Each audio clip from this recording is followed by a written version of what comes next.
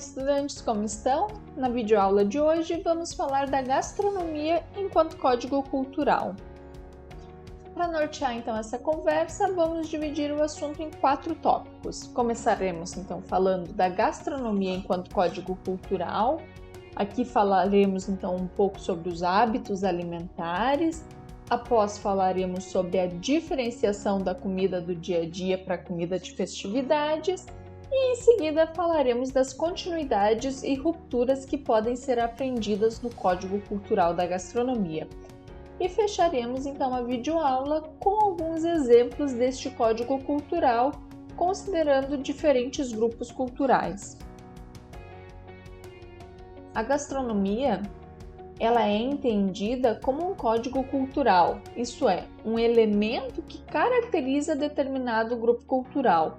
Ela faz parte da construção identitária de um grupo e ela pode ser compreendida a partir dos hábitos alimentares, isto é, dos pratos típicos que remetem a uma tradição, como é o caso da feijoada, prato que faz parte da cultura afro-brasileira.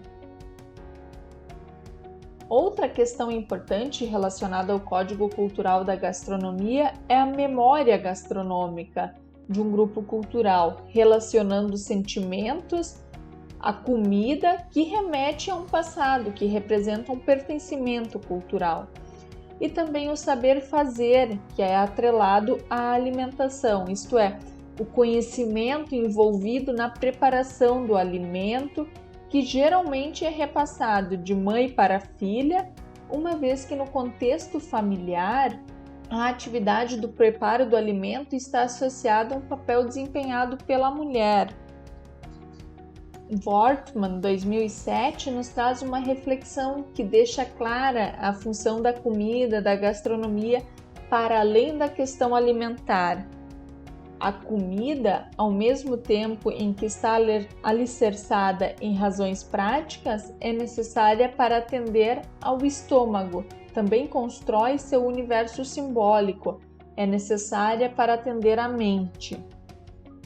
Ainda no contexto alimentar, ao observar e estudar um grupo cultural mais especificamente, é possível observar uma diferenciação dos pratos consumidos no dia a dia ao das festividades.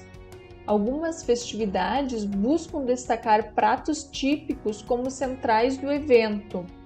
Aqui nós podemos trazer o exemplo do Festival do Chucrute, que ocorre no município de Estrela, no Rio Grande do Sul.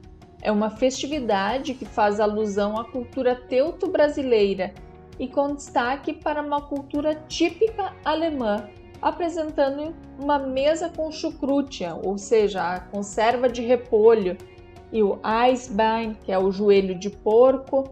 Estes pratos costumeiramente não fazem parte da alimentação do grupo cultural de descendentes de alemães nesse município, mas para a festividade, essa memória gastronômica é resgatada. Nessa imagem, é possível ver o preparo do repolho para a confecção do chucrute, que é o prato destaque do Festival de Chucrute de Estrela. Dessa forma, então, o que vimos é que em algumas festividades, as memórias gastronômicas de um determinado grupo cultural podem ter destaque. E tratando mais especificamente da gastronomia do dia a dia, cotidiana, geralmente trata-se de uma culinária mais híbrida, que absorveu tradições de diferentes grupos culturais, que sofreu alterações no saber fazer, por absorção de novas técnicas e preparo. A partir então desta inserção de diferentes alimentos no cotidiano familiar, podemos perceber uma hibridização do cardápio. E isso ocorre em função de algumas transformações que ocorrem nas diferentes escalas. Entre elas, podemos citar o processo de urbanização e de modernização da agricultura. Assim, os grupos culturais eles acabam por ter um cardápio que mescla continuidades e rupturas, ou seja, permanências e descontinuidades. Neste mesmo sentido, então, Marques et al. 2007 faz a seguinte reflexão: o processo de encontro do urbano e do rural do novo e do velho, do industrial e do agrícola, do industrial e do artesanal, a manifestação dessas dualidades está presente nas famílias e aparece, por vezes, como conflito na própria identidade dos indivíduos, oscilando entre suas tradições, o seu modo de vida e outros estatutos, que parecem estar sendo modificados reciprocamente. De forma sucinta, então, o que nós podemos dizer sobre o processo de continuidades e rupturas relacionados à gastronomia é que a urbanização e a modernização, em especial a da agricultura, vem impondo transformações ao território e os grupos culturais tendem a responder de diferentes formas a esses processos, associando técnicas da modernidade às herdadas dos seus antepassados, ou ainda associando práticas socioculturais ligadas à tradição com o uso de inovações no preparo dos alimentos. E para finalizar, então, essa videoaula, trarei alguns exemplos de componentes tradicionais da gastronomia de diferentes grupos culturais, começando pelo chimarrão, que é tido como bebida símbolo do Rio Grande do Sul. E a tradição do consumo desta bebida advém dos indígenas que habitavam a região.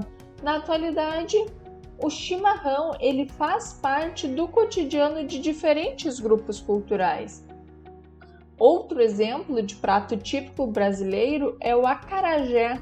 Segundo a Fundação Cultural Palmares, de 2016, o acarajé foi introduzido no Brasil a partir dos africanos, trazido para cá no período da escravidão. Esse alimento está associado a rituais do candomblé, e o ofício das baianas de acarajé foi reconhecido como patrimônio nacional. O ofício refere-se a todo o ritual envolvido, desde o preparo do alimento para oferenda ou para comercialização, até a indumentária própria das baianas que revela a sua condição social e sua crença.